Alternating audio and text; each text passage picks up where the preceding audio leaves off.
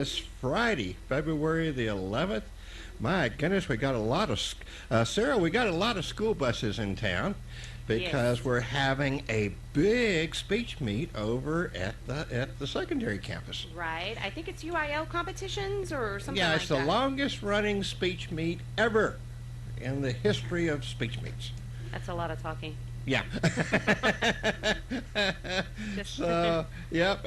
So anyway, thank you to everybody who's in town. Hope that things go well for you. Appreciate you coming to Sonora, and hope that you do well, and hope you have a nice competition here. And got Sarah Webb with us. Sarah, you wear a lot of hats, don't you? I do. I am coming today as a skunk expert, I guess. Okay. Yes. I remember your story on your first Direct incident. Yeah, direct yeah, direct hit with Yes. okay. You were initiated. I was. It's the one and only. I haven't been directly hit Good. since. But I mean, all you have to do is walk through the air and you're wearing Yeah. skunk de toilette spray. Yeah. So just Yeah, walk you around can it. even be driving, in your car and Right, you're gonna and- smell like skunk for the rest Oh of yeah, the day. yeah. Yeah. So I came to talk because love is in the air, not only for people, Yeah, but it is skunk mating It's season. Valentine's Day for skunks too. It is. Right? It is. It is. Okay. And it's funny because it falls the same way every year. Yeah. When we're getting close to Valentine's Day, you see a spike in skunk sightings, you smell them, and that's because mating season has started for them. It usually starts about the second week of February and can last until mid-April. Oh dear. So yeah, that's a good stretch there. And what happens is male skunks will start to stir, and they'll start wooing the female skunks. Females refusing this courtship will spray in defense. Uh-huh. And Interesting. I never knew that. yeah, so Every time you're here, I learn something new. right. So gestation period once they've mated is around 63 days long. So for 63 days, that female skunk will be pregnant. She'll be out there foraging for food and everything, going crazy for food, and they can actually also, if say the weather's not right for her, or she doesn't feel the weather conditions are favorable, she can actually store the male sperm separate from her eggs and delay her pregnancy until the weather My goodness, changes. how interesting. Yeah, so that's pretty cool to know that they do that. And then litter size is anywhere between 4 and 6 offsprings, but it Okay. can range between 1 and 9. Oh wow. It's a lot of baby skunks. Yep. So really cool is that baby skunks keep their eyes closed for the first 21 days. Okay. And that's like a big difference when you're talking kittens and, And in dogs, right? Yeah. Yes, because they open their eyes pretty quickly. Yeah. But with baby skunks, it's 21 days, Wow. and they'll remain in the den for the first 6 to 8 weeks. Uh-huh. After that time, you'll start to notice a spike in skunk sightings again as they start to venture out with their mother at nighttime to learn how to forage and everything. And so we'll start to smell more skunks and stuff. And if you've got a skunk den up underneath your house, you'll smell them when those babies are playing. They're learning how to spray. Yeah. So you might start smelling that. But skunks are usually sexually mature after 9 to 12 months. Okay. So the next following year, all those baby skunks will be mating and having more baby skunks. Let me ask this question: Does the male skunk have any I can't think of the word I'm trying to use. Does this, once the mating takes place, what happens to the male skunk? Does he leave? He'll leave. He'll So find he another has no mate. part He in could find raising. another mate if he wanted to. Okay, and but he has no part in raising. no the part in little ones. raising them. Okay. It's not like with foxes.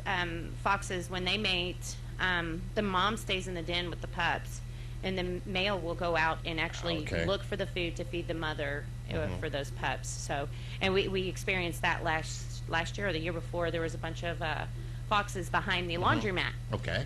There was a bunch of them that came out to play. They were actually hunting for food for the moms in the dens with the pups. So Okay. And are they together for a lifetime?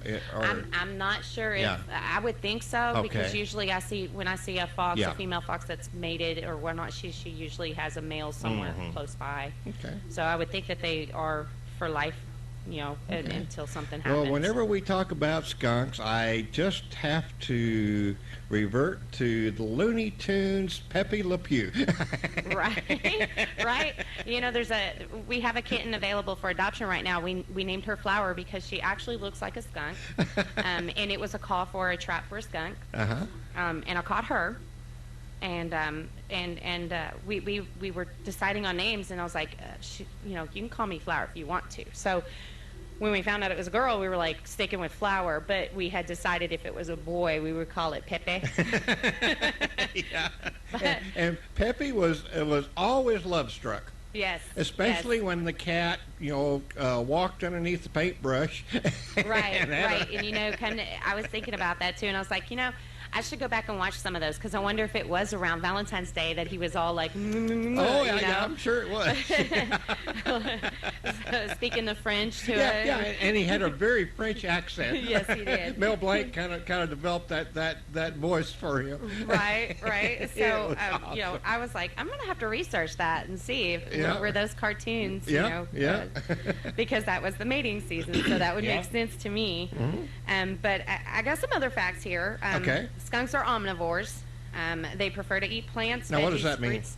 They'll eat both meat and veggies. Okay. So they prefer to eat plants, veggies, fruits, insects, grubs. If you see a bunch of holes in your yard, you have grubs. I do. You have insects. I have to watch not to step in them. They are digging for those, which grubs will initially kill your grass. So be thankful the skunk is there getting those absolutely. out, because usually you can fold that grass right back over the hole. Usually, unless You just you got got to be careful not to step in the hole. right. So they'll eat small animals, eggs, as well as anything left in accessible garbage cans. So make sure that you're closing the dumpsters. Make sure that you're cleaning your garbage cans, your personal receptacles, and making sure that they're closed too, because they're they can climb up and get in those and wreak havoc just like a raccoon would.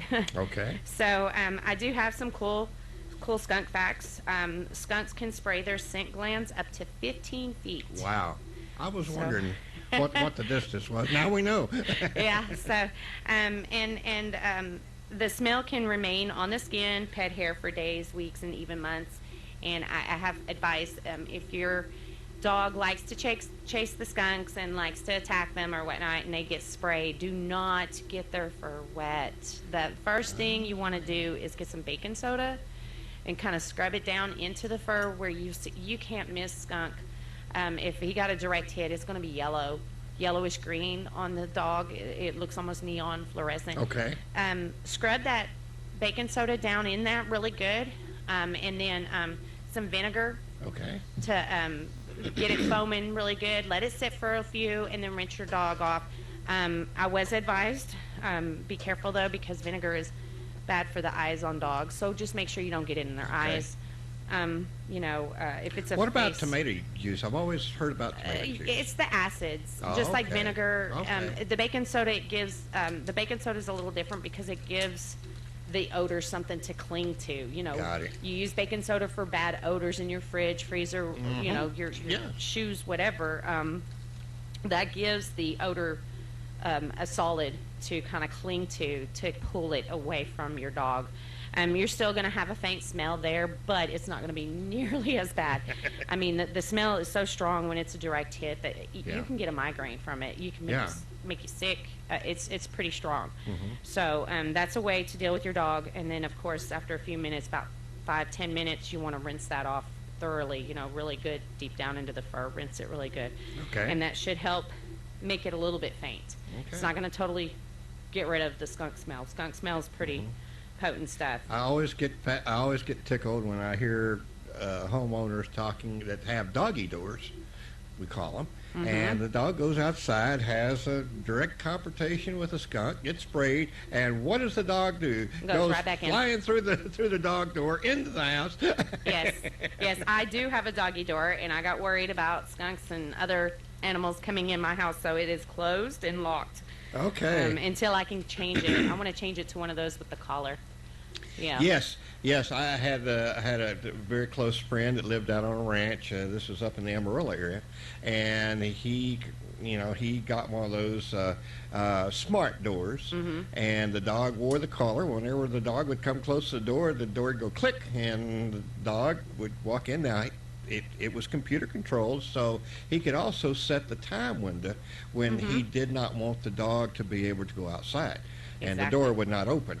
And then Exactly. early in the morning, the computer would say, "Okay, door can open." It was really fascinating. Right. Well, now you how it can worked. Bluetooth them to your phone, and you Yeah, download this isn't that app. and- amazing? So I figure, I can shut my dog off from going outside when it's dark, so where I know no critters, he's not bringing them in or And anything. keep critters from coming in too. Right, Because if they don't have the exactly. collar on, they're not getting in. Exactly. So, yeah, I'm waiting until I can get one of those doors until my doggy door is closed off. Okay. Also, be aware that skunks have poor eyesight. They really can't see. I kind of gathered that. They see, figures and stuff like that. But in order to see those, of course, there has to be some kind of light.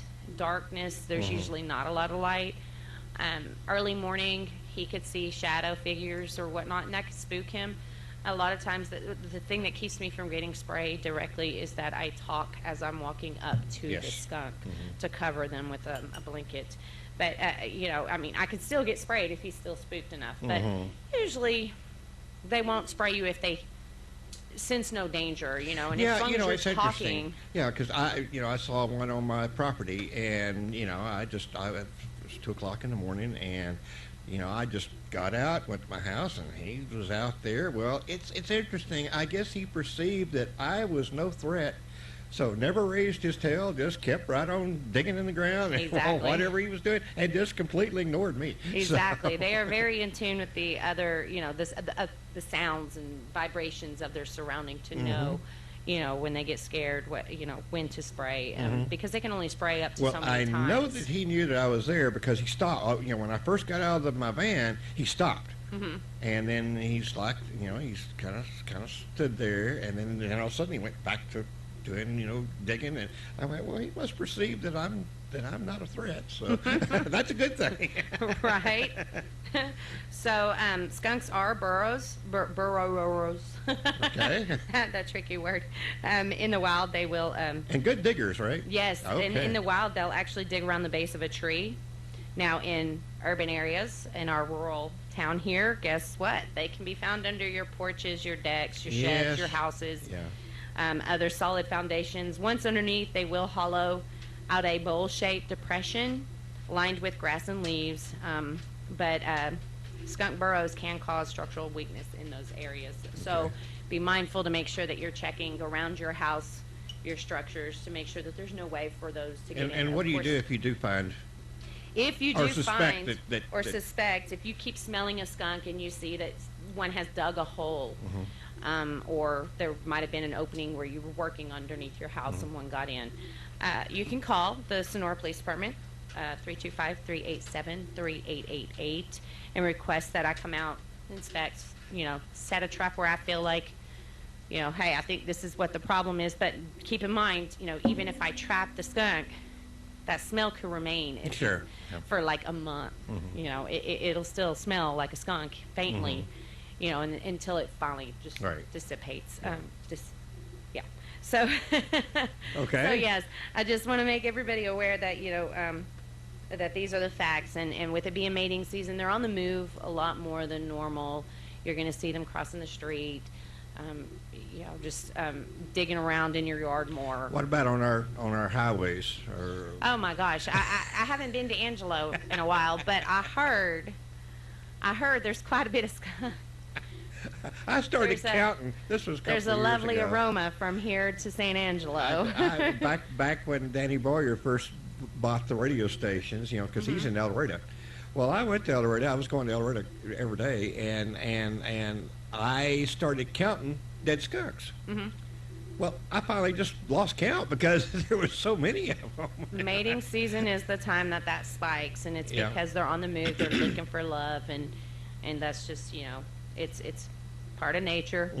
They're crossing the street to find somebody, or they just got done mating, and then they're off their own direction, and traffic happens. And the other thing that I was told at my transmitter sites when I was in San Angelo, that if I saw a skunk moving in the daytime, this was not a good thing.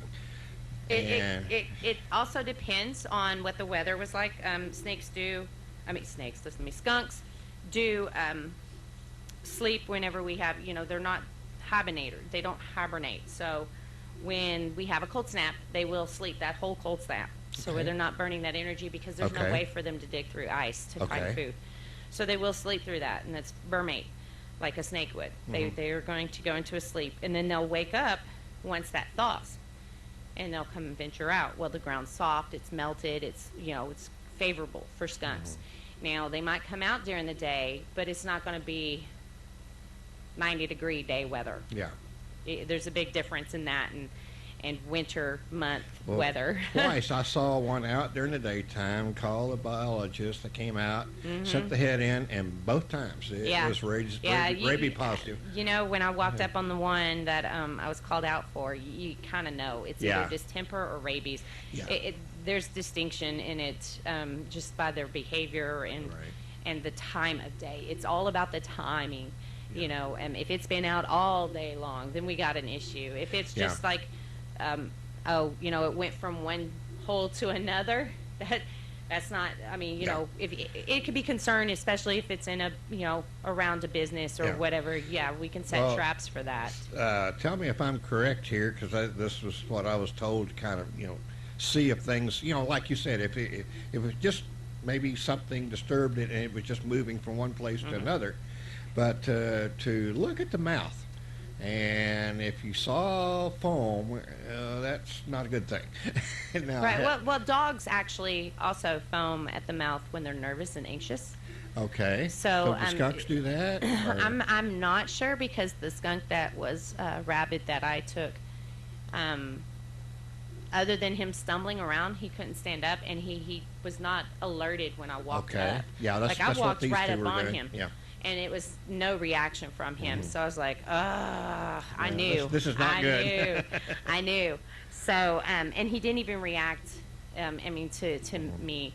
So, yeah, you kind of get that sick instinct that, this What skunk about is really... them staying away from water? Because I've always heard that if they're rabid. Yes, and the thought on that is because water reflects light. Okay. And when you have rabies, it's a neurological thing, so the light really hurts your eyes. So of course you're going to avoid the water, and plus it does something to your swallowing. So it's almost like you're choking, and you can't drink, you can't swallow, even if you're thirsty. That's something else that I heard was to watch them, and if they don't drink, that's usually a sign. Eating not so much, because we did have a rabid skunk out in county that was eating a fawn, I think, a baby deer, a live baby deer at that. Oh goodness!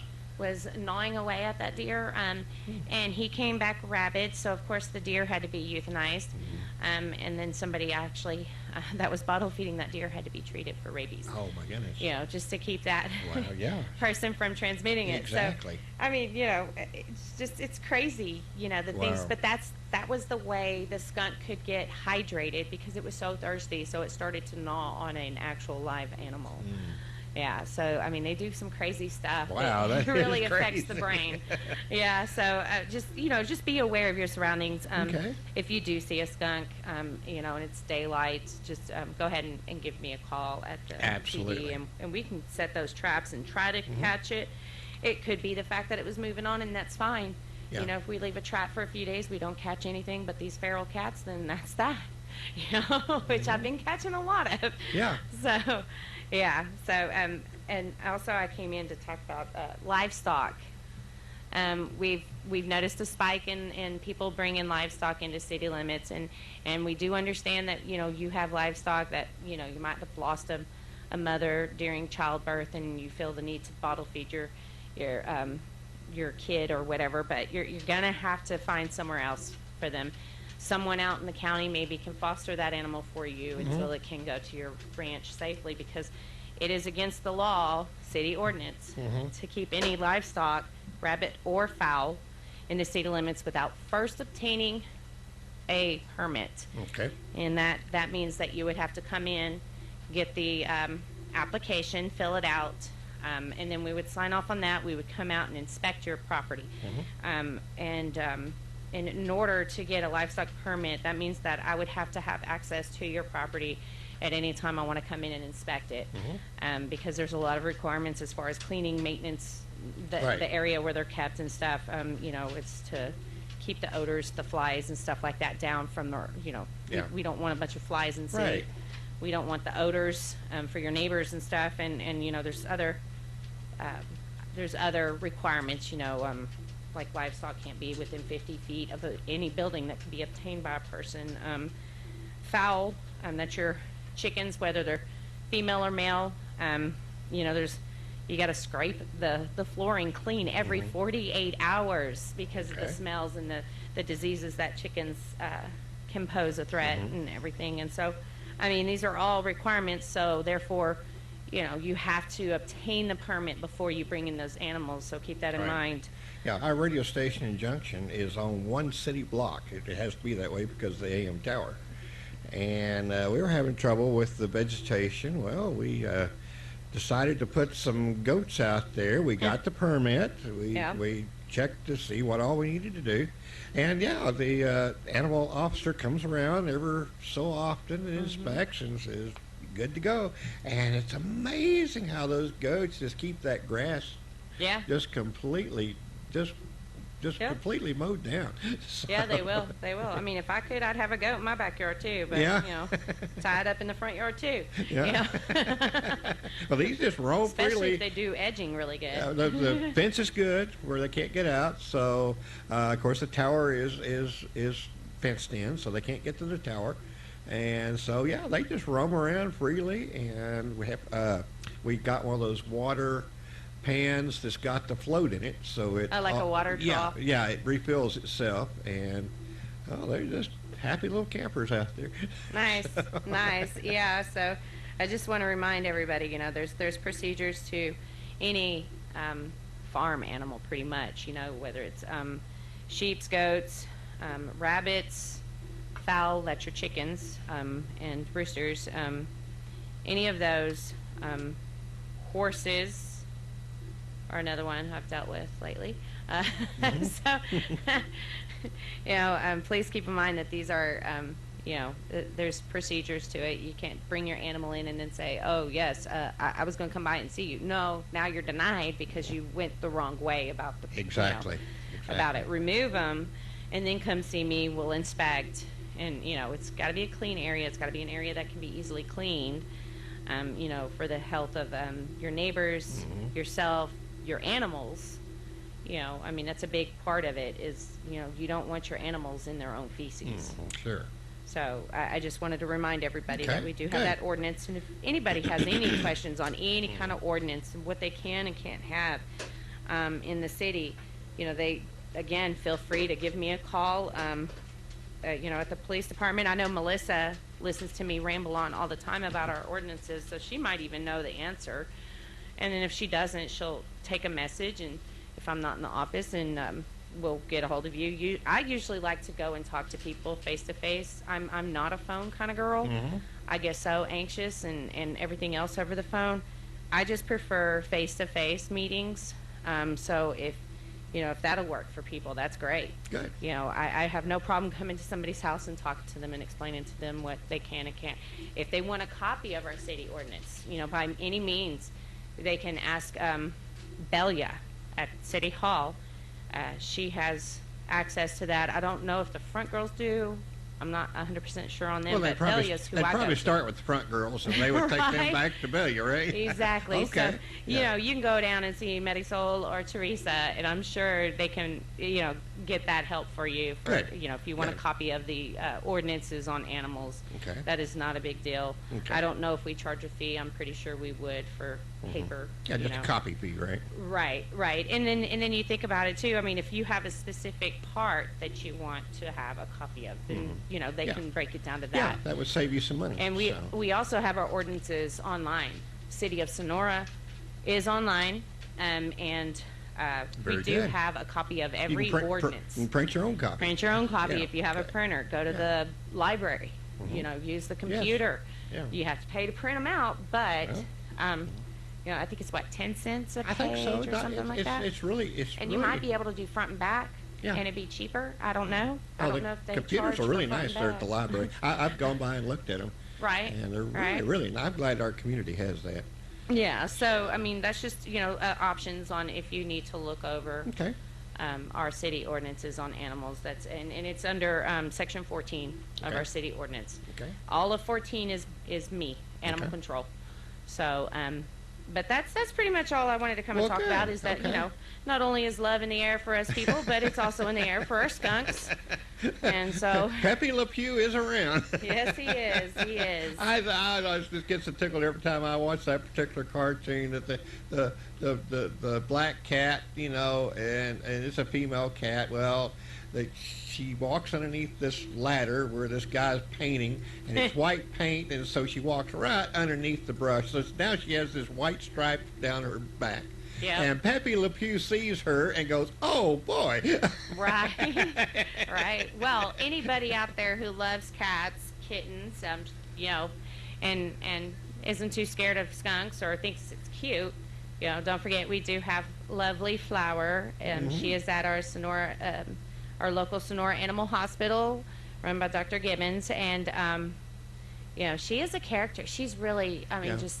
What is the procedure to? I don't think I've ever asked you this. What is the procedure to adopt an animal? What fees are there? So you would go to City Hall, Okay. and see either Marisol or Teresa, or Okay. sometimes Charlotte sitting in Okay. front. Okay. But any of those ladies could help, and it's a $10 adoption fee. Okay. Then after that, you would go out to the clinic and bring your receipt where you've adopted this animal.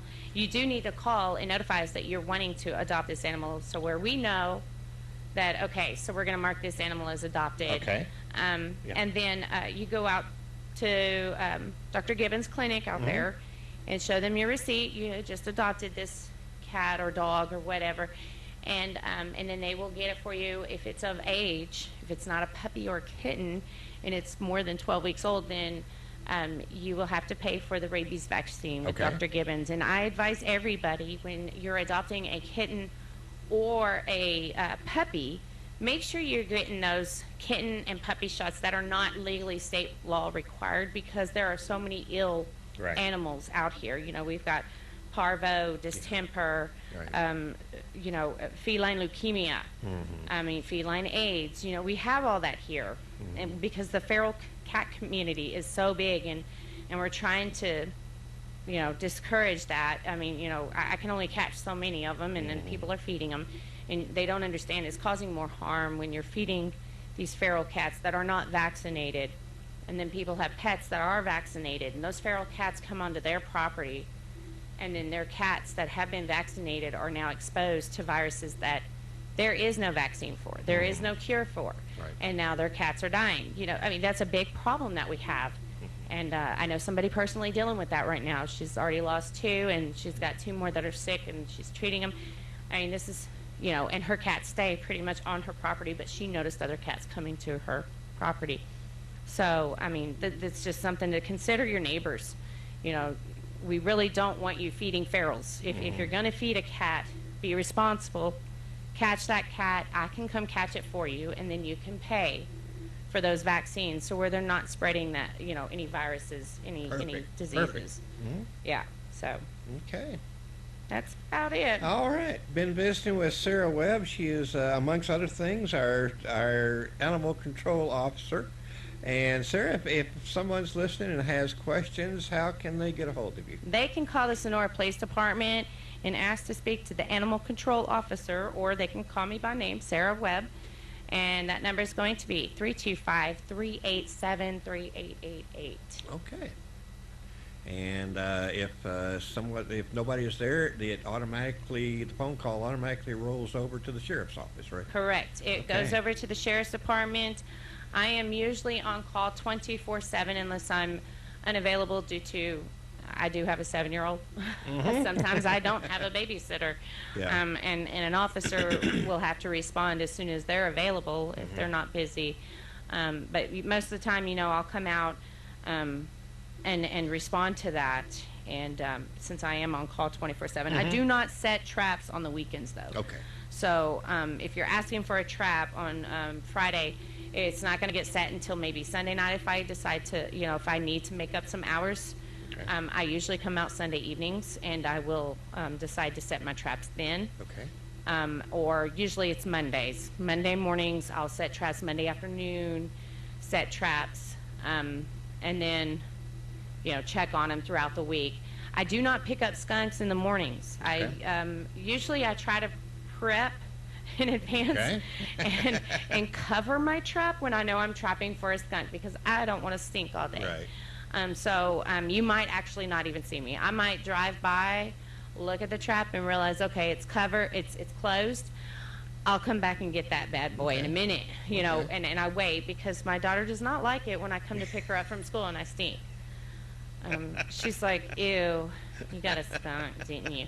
So I try to wait until after 4. What's your daughter's name? Serena. Oh, my goodness. Poor Serena. So, yeah, Serena. And poor Diane. Diane gets so embarrassed. She's like, could you not? And she's like, your truck stinks. Could you not?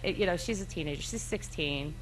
And so she's got that whole teenage vibe. That's even worse, right? Yes, it is. It's, oh, gosh. But, yeah. So I have to deal with 2 girls, and they don't like skunks, and they don't like the smell. So I usually wait until after 4 to deal with any traps where I was trapping for skunks. And the funny thing is sometimes I'll get there at 4, and it's a cat, and it's pretty mad because it's been in this trap, and it already ate all the sardines or the cat food, and it's it's like, hey, lady. Yeah. Come on.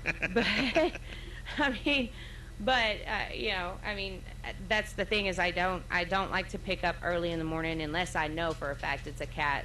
Usually those aren't covered, and then they're exposed to the elements, and I don't like, even a feral cat being exposed to the elements. So I pick those up first thing in the morning, take them out to the clinic.